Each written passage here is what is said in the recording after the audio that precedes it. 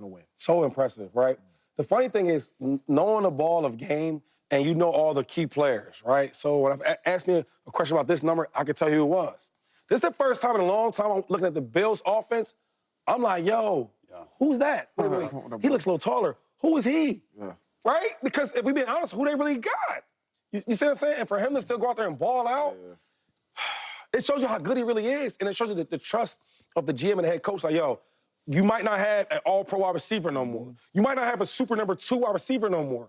But we're going to still find ways to win with Josh Allen. He's that good. The defense, you could tell, though, they're missing a lot over there on defense, right? Kyler Murray was having his way for the most part that whole game. But Josh got that it factor, that winning factor. I'm going to find a way to win games. He's that good, bro. And I think that he will be the favorite to win the MVP. Yeah.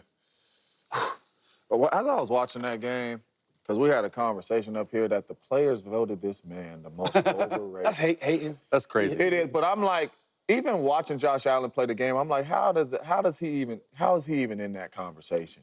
Josh Allen is going to win this MVP if he played the way he played. They was down 17-3 in the second quarter, and Josh said, I got it. Call whatever you want. They were going to get upset. Call whatever you want. Players we don't know, the rookie stepping up, like Keon Coleman stepping up, making big-time plays, but Josh put the team on his back. 2 rushing touchdowns, 2 passing touchdowns when they had it up and down the football field. A special game. I counted the Buffalo Bills out. I said this is the Jets division. The Buffalo Bills and Josh Allen is saying, hold on, right? Because I'm at this quarterback, and we're going to have a shot every time I step on this field at this quarterback spot. It was impressive, man. Josh is good. Josh is a really good football player. I can tell both of you guys are big Josh Allen fans. Are you a big Josh Allen fan? I love Josh Allen. Yeah, well, I think I'm a fan of ballers. Yeah, and that's very well put. Yeah.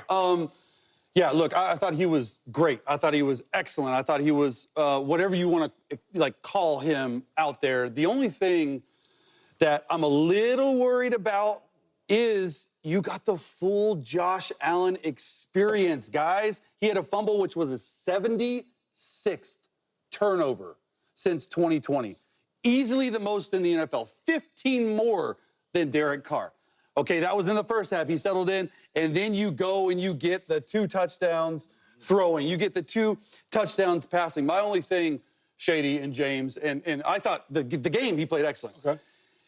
He doesn't have any talent around him like he did in years past. That offensive line struggled a little bit. He's running around. Can he stay healthy? His whole left hand was wrapped up during the game. It was wild. I was surprised he was playing with it.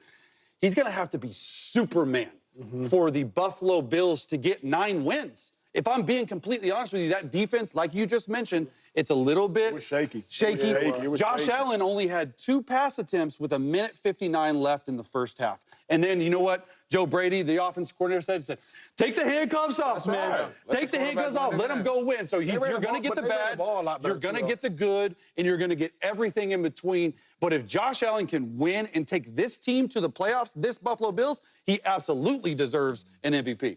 As an MVP voter, I thought Josh Allen was going to win MVP the last 2 years. Now, last year, I didn't vote Josh Allen to win MVP because of his struggles early on in the season. I voted Lamar Jackson to win MVP. But again, I look at everything with a keen eye, especially knowing I'm an MVP voter. This looks like a year Josh Allen will win MVP. Number one, you think about how he elevates all the players around him. I saw Mac Hollins catch a touchdown pass on a glance quick slant route. For those that don't know, Mac Hollins really came into the league as a special teams player, often for the Philadelphia Eagles, and then went to the Miami Dolphins, and I think he was with the Atlanta Falcons, maybe had a stint with the Raiders for a second there. Mac Hollins is not known as a dominant wide receiver. Josh Allen's helping Mac Hollins getting in the end zone. Keon Coleman, he was the best rookie wide receiver on the football field, a football field that had a rookie wide receiver named Marvin Harrison Jr. Make that make sense. Josh Allen helped elevate his game. James Cook, not just in the running game, but in the passing game. Josh Allen helping elevate his game. When you think about the most valuable player in football, not just what do you do for yourself, what do you do for everybody around you? This looks like one of those years, those Josh Allen elevation years. To me, Josh Allen wasn't just the most impressive player on the field. When you look at every game thus far through the weekend, he was the most impressive player in the National Football League. And another thing about Josh Allen is, like, we talk about his turnovers, which everybody talks about, but we don't talk about him as much as he wins, right? Since 2020, I mean, Patrick Mahomes was the most winning quarterback with 51 dubs. You know who's number 2? Josh Allen with 49. Yeah, I win too. And we want to talk about, you know, putting stats up because we're doing stats today. We know that. This is his 16th game since 2020 with 4 touchdowns. If it's passing or rushing. 16? 16th. You know how hard it is to do, right? And that's 4 more than any other quarterback.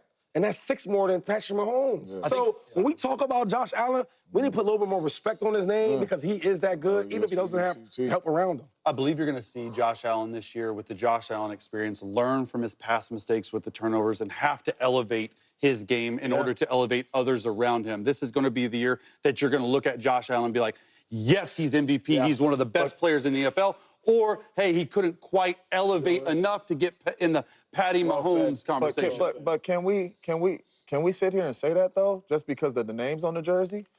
Because me and Shady talk about it all the time. Before Diggs got over there, he wasn't the Diggs, the numbers he was putting up with Josh.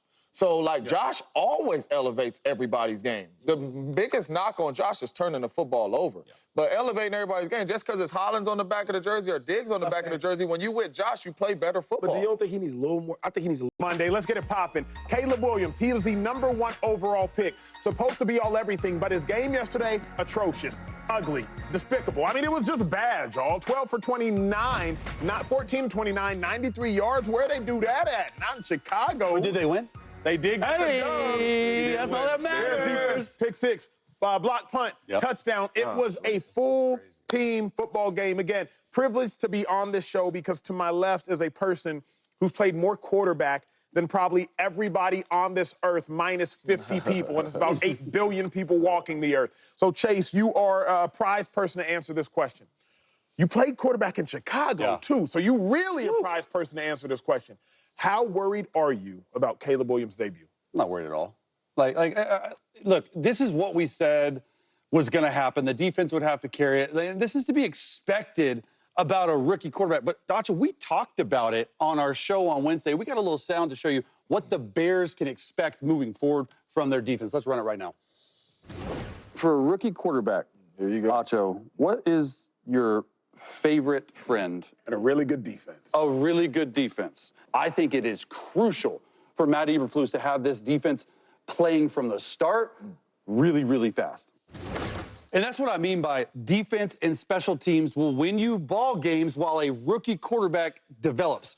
Guys, I'm not going to overreact because on this overreaction Monday, by the way, I love breaking down film on a Monday in an NFL season when you can actually get into the X's and O's. That's what you're getting here on the facility. When you watch the game, there were a couple plays that he made that were okay. At the end of the day, it just goes to the Bears defense. Matt Eberflus, we talked about it here. We went in depth. They finished #1 in almost every major statistical category the last 8 games of the year. That offense is going to get rolling. Look, they got all the weapons in the world. So at the end of the day, I don't want to overreact to a poor game because it was poor by Caleb.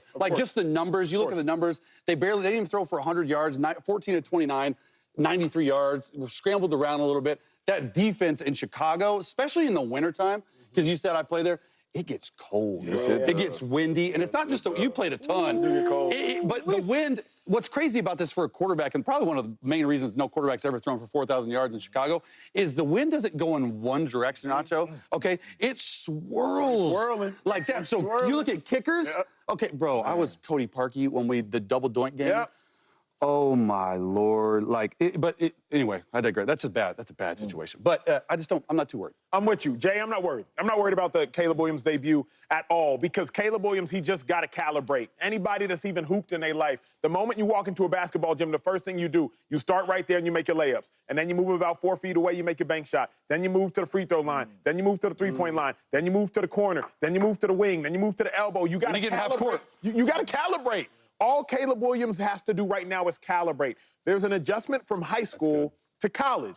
Hey, I can do certain things in college that I can't necessarily do in the NFL. I can do certain things in high school that I can't necessarily do in college. There's a calibration period. We calibrate ourselves in life. When you get into a new car, you test it. Okay, how fast this one go from 0 to 60? How fast this one go from 0 to 60? So Caleb Williams is quite literally just living through what we all live through in sports and in life. It's a calibration period. Floyd Mayweather would say when he got into the boxing ring, he would just test his jab and just see, hey, how they responding to this jab, how they responding to this jab. So now I'm calibrating my distance, I'm calibrating my speed, I'm calibrating his size, I'm calibrating everything. All Caleb Williams did was a calibration game. James Jones, I ain't worried, big dog. That's all he did? He circled something. Uh-oh, Jay, what you It's what you early, but he circled, circled Jay? something right. I don't know what it is. Where are you going? I'm not going to overreact neither, but what I will say, Chase and Acho, they not finna win games like they won yesterday consistently. Yeah, of course. They gonna Levis be- pick six They're, was they're awful. not. They're not going to be in the playoffs if this young fella don't play well. I'm not going to overreact.